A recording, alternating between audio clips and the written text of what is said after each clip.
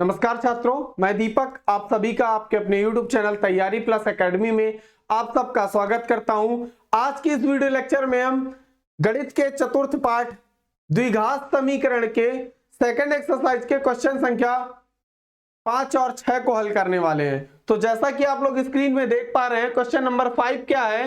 एक समकोण त्रिभुज की ऊंचाई उसके आधार से 7 सेंटीमीटर कम है। यदि कर्ण 13 सेंटीमीटर का हो तो अन्य दो भुजाएं ज्ञात कीजिए। अब आप ध्यान से देखिए, एक त्रिभुज मैंने बना लिया है समकोण, और देखिए उसका कर्ण आपको दिया गया है, कितना दिया? 13 सेंटीमीटर। और क्वेश्चन कह रहा है यदि त्रिभुज की ऊंचाई उसके आधार से 7 सेंटीमीटर कम हो, तो हम यहां लिखेंगे माना आधार x सेंटीमीटर है। कितना है? मान लिया हमने आधार x सेंटीमीटर है, तो उसकी जो ऊंचाई होगी वो क्या होगी? x माइनस 7 सेंटीमीटर हो जाएगी। क्या हो जाएगी?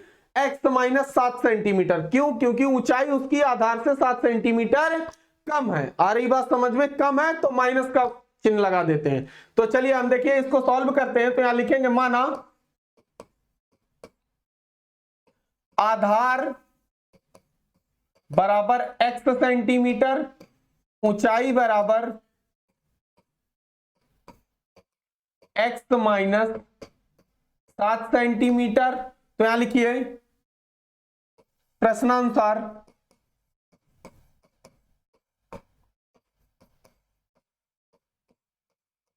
पाइथागोरस प्रमेय से, पाइथागोरस प्रमेय से हम यहां पर लिखेंगे कर्ण का वर्ग बराबर लंब का वर्ग प्लस आधार का वर्ग। अब लंब और ऊंचाई एक ही चीज है, तो ध्यान से देखिएगा। कर्ण क्या है हमारा?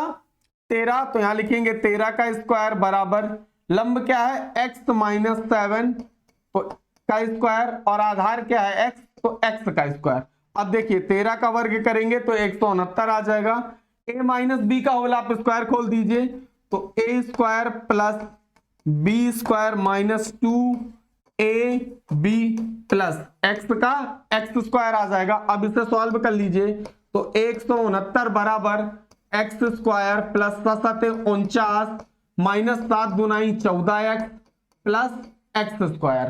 ध्यान से देखिएगा बच्चों, एक्स स्क्वायर और एक्स स्क्वायर कितना हो जाएगा? 2x स्क्वायर माइनस का 14x प्लस का 49, और इधर चल रहा है 169। अब ये प्लस का है, इस साइड लेके आएंगे तो माइनस का हो जाएगा। तो हम यहां लिख पाएंगे 2x स्क्वायर माइनस का 14x प्लस का 49 माइनस का 169 बराबर 0, क्योंकि इस साइड पे कुछ नहीं बचेगा तो बराबर 0। अब 169 में 49 घटा दीजिए, तो यहां पर लिख पाएंगे 2x स्क्वायर माइनस का 14x और माइनस का ही 120 बराबर 0। देखिए 9 में 9 जाएगा 0, 6 में 4 गया 2 और 1 रखा हुआ है, तो कितना? 120। अब देखिए आप ध्यान से, इन दोनों पर क्या कॉमन नजर आ रहा है? क्या कॉमन नजर आ रहा है? तो आप ध्यान से देखिएगा, मैं आगे सॉल्व करता हूं। तो ध्यान से देखिए 2x square minus 14x minus 120। चलिए मैं इसे आगे सॉल्व करता हूं। तो क्या था क्वेश्चन? 2 आप उसमें कॉमन कर लीजिए, तो x square minus 7x minus 60 बराबर 0। क्या आ जाएगा? आप उस द्विघात समीकरण में 2 कॉमन करेंगे, तो 2 का भाग जब 2 में देंगे तो क्या आ जाएगा? एक्स स्क्वायर, 14 में देंगे तो 7, और 120 में दिया तो 60। अब ध्यान से देखिए, ये 2 इंटू में है तो अपॉन में चला जाएगा, तो हम यहां लिख पाएंगे एक्स स्क्वायर माइनस का 7x माइनस का 60 बराबर 0। अब देखिए मैंने आपको बता रखा है कि अगर एक्स स्क्वायर के साथ कोई संख्या नहीं होती तो हम वहां पर 1 लिख देते हैं। अब गुणा करने पर कितना आना चाहिए? 60, और घटाने पर कितना आना चाहिए? 7। ऐसी दो संख्याएं हमको छांटनी है जिसका गुणा करें तो 60 आ जाए और जोड़े घटाएं तो 7 आ जाए। तो 12 पंचे 60 और 12 में 5 जाएंगे तो कितना बचेगा? 7। तो देखिए हम इसे कैसे लिखेंगे? 1x स्क्वायर माइनस 12 माइनस का 5x माइनस 60 बराबर 0। अब देखिए इस माइनस और x का अंदर गुणा करिए, तो 1x स्क्वायर माइनस का 12x माइनस माइनस प्लस का 5x माइनस 60 बराबर 0। अब ध्यान से देखिएगा, आप 2 के जोड़े बना लीजिए और x कॉमन करिए, तो x माइनस का 12 प्लस का 5 कॉमन कर लीजिए, 5 का भाग देंगे 5x में तो x बचेगा माइनस, और 5 का भाग जब 60 में देंगे तो 12 बार जाएगा। कितनी बार जाएगा? 12 बार। अब इन दोनों में कॉमन कर लीजिए x माइनस 12 तो आ जाएगा x प्लस 5 बराबर 0।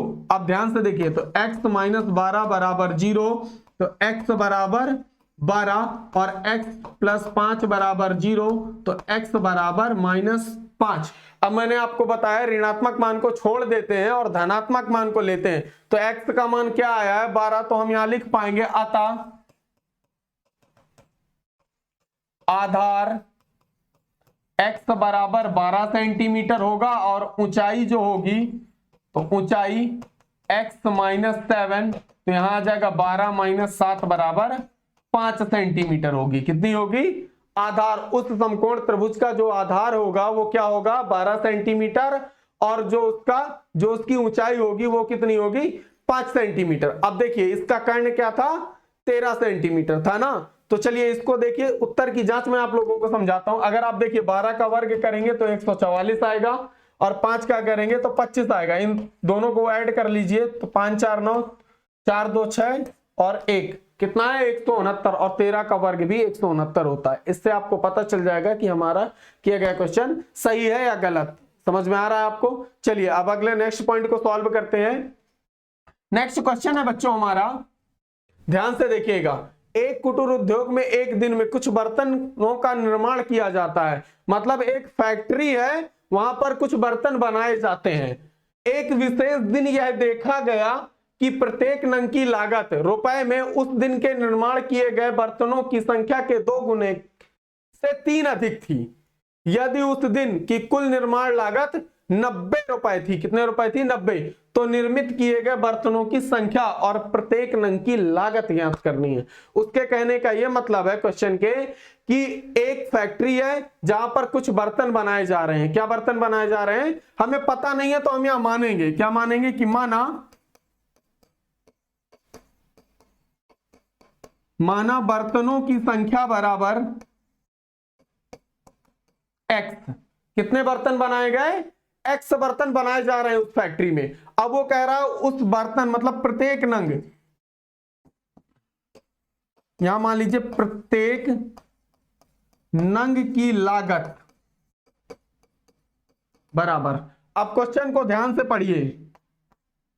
लागत का मतलब है उस एक बर्तन को बनाने में कितना पैसे का खर्च आ रहा है। तो क्वेश्चन ये कह रहा है एक विशेष दिन यह देखा गया कि प्रत्येक नंग की निर्माण लागत, मतलब उसको बनाने में बर्तन की संख्या के 2 गुने से 3 अधिक थी। तो भाई बर्तनों की संख्या तो x है। कितनी है? बर्तनों की संख्या तो x है, मतलब उसके 2 गुने मतलब 2x से 3 और ज्यादा है तो +3 कर दीजिए। अधिक है तो 3, मतलब उसकी लागत क्या थी प्रत्येक नंग की? 2x + 3।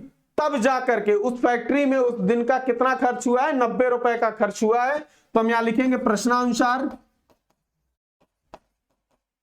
और इन दोनों का गुणा कर दीजिए। x गुणे 2x + 3 बराबर 90, जितने का खर्च हुआ। अब x का अंदर गुणा करिए तो 2x² + 3 से करेंगे तो 3x बराबर 90। 90 इधर ले आइए तो आप लिख पाएंगे 2x² + का 3x माइनस का 90 बराबर 0। अब देखिए आप ध्यान से, गुणा करने पर कितना आना चाहिए? 180। कितना? 180, क्योंकि 2 का गुणा जब हम 90 से करेंगे तो गुणा करने पर कितना आना चाहिए? 180, और जोड़ने घटाने पर कितना आना चाहिए? 3। ऐसी 2 संख्याएं छांटनी है जिसका गुणा करें तो 180 आ जाए और जोड़े घटाएं तो 3 आ जाए। वह 2 संख्याएं कौन कौन सी होंगी? तो सबसे पहले हम 180 का क्या करते हैं? अभाज्य गुणनखंड करते हैं। तो आप देखिए ध्यान से, 180 के करेंगे 2 से काटेंगे तो 90 बार जाएगा, फिर 2 से काटेंगे तो 45 बार, फिर देखिए 3 से कटेगा, 3 से काटेंगे तो 3 निकलने 3, 3 × 5 = 15, फिर ये 3 से कटेगा 5 बार जाएगा, और ये 5 से कटेगा तो 1 बार जाएगा। 5 × 3 = 15, 2 × 2 = 4 और 4 × 3 = 12। वो 2 संख्याएं कौन कौन सी होंगी? 12 और 15। कौन कौन सी होंगी? 12 और 15 वह 2 संख्याएं होंगी जिसका गुणा करने पर तो 180 आएगा, लेकिन अगर हम 15 में 12 को घटा देंगे तो कितना आएगा? 3 आएगा। अब ध्यान से देखिए 3 किस चीज का चाहिए? प्लस का। तो हमें 15 को प्लस का रखना, तो हम यहां लिखेंगे 2x² + 15 - 12x + 90 बराबर 0, सॉरी माइनस है, क्या है -90 बराबर 0। अब x का आप अंदर गुणा कर लीजिए तो आप लिख पाएंगे 2x स्क्वायर प्लस का 15x माइनस 12x माइनस 90 बराबर 0। इन दोनों में कॉमन ले लीजिए, क्या कॉमन नजर आ रहा है आपको, x कॉमन आएगा तो यहां आ जाएगा 2x प्लस 15, और यहां पर देखिए क्या कॉमन नजर आ रहा है, तो आप 6 कॉमन कर लीजिए, कितना 6 कॉमन कर लीजिए, तो माइनस माइनस प्लस 6 का भाग देंगे तो कितना 2x माइनस माइनस प्लस और 15 छक्का 90 बराबर 0। तो ये दोनों ब्रैकेट आपस में कैसे आ जाएंगे, सेम हो जाएंगे। तो हम यहां लिख पाएंगे 2x प्लस 15 और यहां आ जाएगा x माइनस 6 बराबर 0। कितना आएगा, x माइनस 6 बराबर 0। अब दोनों को 0 के बराबर कर दीजिए तो 2x प्लस 15 बराबर 0, तो 2x बराबर आ जाएगा माइनस का 15, तो x बराबर आ जाएगा माइनस का 15 बटे 2, और इधर देखिए x माइनस 6 बराबर 0, तो x बराबर 6। मैंने आप लोगों को बताया है कि ऋणात्मक मान को आपको छोड़ देना है और धनात्मक मान लेना है। तो x की वैल्यू कितनी है, ये 6। तो उस दिन फैक्ट्री या उद्योग में कितने कुल मिलाकर 6 बर्तन बनाए गए थे, कितने बर्तन बनाए गए थे, 6 बर्तन बनाए गए थे।